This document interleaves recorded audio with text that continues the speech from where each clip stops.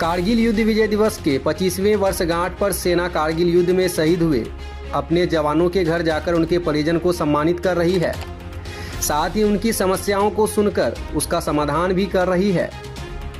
पूर्णिया के शहीद रतन सिंह मूलतः भागलपुर जिला के मूल निवासी थे, जो कारगिल युद्ध में अपना सर्वोच्च बलिदान देकर देश की रक्षा की थी।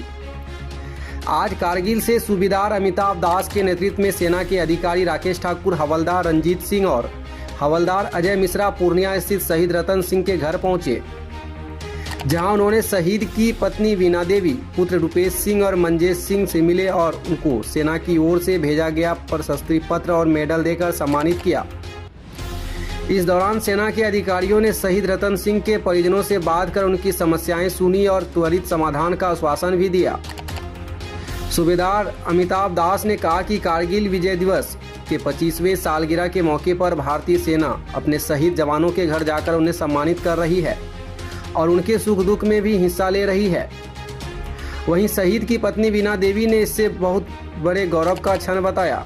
वहीं पुत्र रूपेश सिंह ने कहा कि उन्हें अपने पिता शहीद रतन सिंह के शहादत पर गर्व है।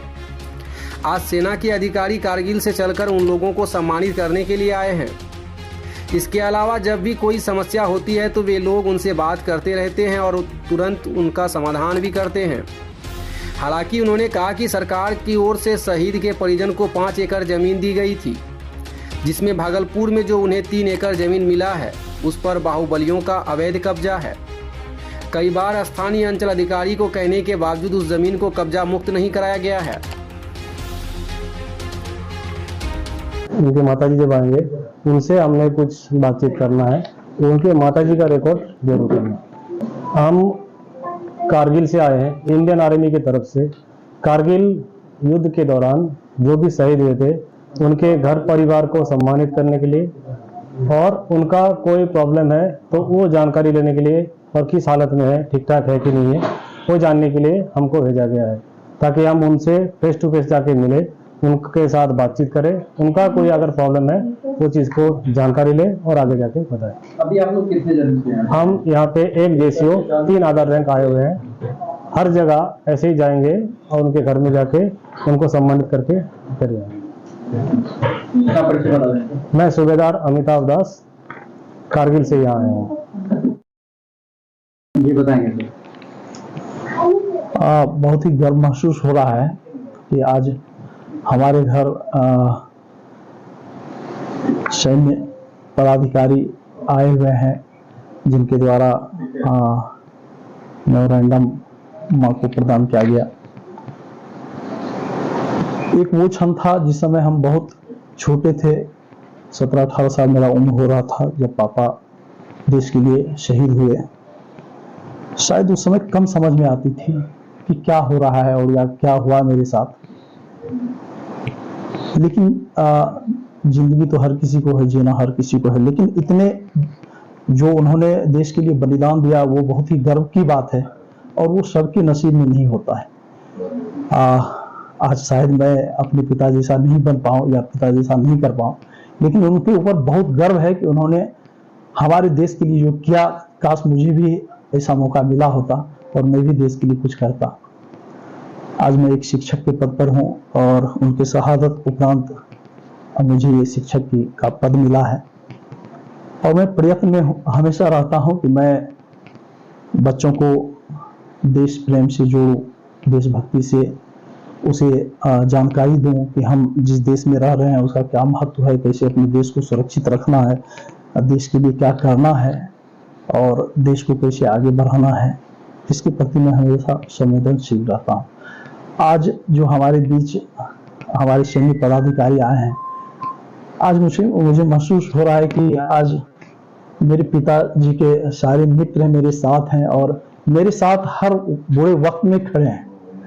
हमेशा वहाँ से पत्र आते रहा है मुख्यालय से कि आपको कहीं कोई दिक्कत है, कोई परेशान कर रहा है या किसी तरह की बाधा उत्पन्न कर रहा है कोई, तो मुझे सूचना दें।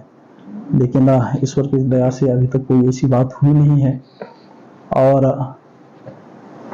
बीच में एक घटना हुई थी जिसकी सूचना मैंने दिया था और वहाँ से मुझे लगता है विदिन 5 डेज 5 दिन के अंदर सारे वहाँ से सैन्य बल आ चुके थे मेरे पूर्णिया में, और उनके द्वारा जो सहयोग मिला आज भी याद है मुझे, जिस समय मेरी गैस एजेंसी का यहाँ पर शुरुआत हुआ था पूर्णिया में। तो आज हम ठीक हैं, और वो याद करके शायद कोई बुरे जो भी परिस्थिति रहा हो, कोई हमसे जल्दी टच में नहीं आते हैं या हमें परेशान नहीं करते हैं। कुछ परेशानियां रही हैं, जैसे कि सरकार के द्वारा 5 एकड़ जमीन देने की बात थी, तो मुझे, जिसमें कि 3 एकड़ जमीन गांव में दिया गया था, जिसमें 6 महीने पानी ही रहता है। लेकिन आज तक मैंने कई बार प्रयत्न किया, कई बार हमको लगता है 7, 8, 10 प्रखंड के जो हैं अंचलाधिकारी चेंज हो गए, बदल गए, लेकिन उस जमीन पर कब्जा मुझे आज तक नहीं मिला है, जिसका मेरे पास सारा रसीद है। यानी कि जहां तक मुझे याद है 2002 में वो पेपर मुझे मिला था। आज 23 साल 24 साल होने उपरांत भी उस 3 एकड़ जमीन का मुझे कुछ भी प्राप्त नहीं है।